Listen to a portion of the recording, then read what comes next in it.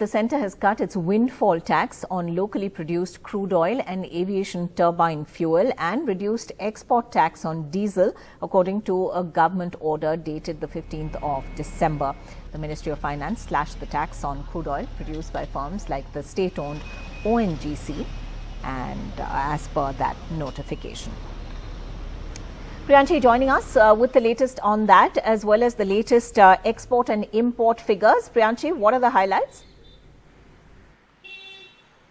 Well, Ankita, if I first talk about the windfall tax, to clarify it to our viewers, it's not going to impact retail fuel prices, so it won't matter to people like you and me who buy fuel from our retail petrol pumps. It only matters to fuel producers and exporters. Now, what does the windfall tax mean? It's a tax that the government levies on the unexpected gains or the unexpected profits that producers can make while they export this fuel or while they sell their fuel. So that is what windfall tax is called. Now, the windfall tax has been cut on jet fuel from 5 rupees per litre to 1.5 rupees per litre. The windfall tax on crude oil, domestically produced crude oil that is produced by places like ONGC, that has been cut from 4,900 to 1,700 rupees, which means it's a fall of 65%. Along with that, the windfall tax on jet fuel has been slashed from 5 to 1.5 per litre, and on diesel it's been slashed from 8 rupees per litre to 5 rupees per litre now. Now, the windfall tax was imposed in the month of July, and that was imposed to restrict the sales of fuel abroad. Remember, the crude oil prices were really rising because of the war, and the government wanted domestic fuel producers to sell their crude oil and to sell their fuel domestically and not export it. So they said that exporters are making a lot of profits by exporting their fuel and not selling it domestically. So that's why they imposed this tax on export and this tax on the unreal and unexpected profits that these firms were making. So that is why this tax was imposed. But now that crude oil prices are now falling, the crude oil prices are down by 12% per month in the last month if we talk about Brent.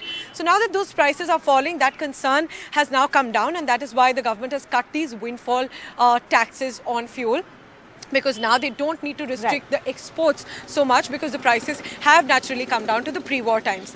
Now, you also asked me about the foreign trade. Exports have seen an increase like imports as well, but there's a flat increase when it comes to merchandise exports, but the major increase in exports have been because of services. If we get you the figures, there's been a rise in exports of 5.6% in the month of November year on year. Now, this is overall exports including both merchandise and services. The trade deficit has also narrowed by 16% from 13 billion in November last year to now it's come down to 11 billion. So a fall of 16% year on year. Trade deficit is essentially the difference between what we receive minus what we pay. So that is, we have a deficit because we import more than we export, we pay more than we get. So that deficit has narrowed now.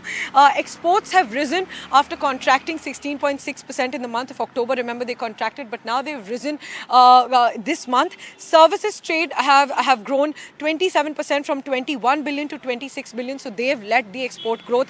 But there's a flat growth in merchandise exports from 31.8 billion to 31.99 billion. So pretty flat there. So that might be a concern. Merchandise exports have grown 5% from 53 billion to 56 billion. So these are the major sources. These are the major pointers in terms of the foreign trade. Both exports and imports have grown, but merchandise exports, flat growth, that might be a concern for the government.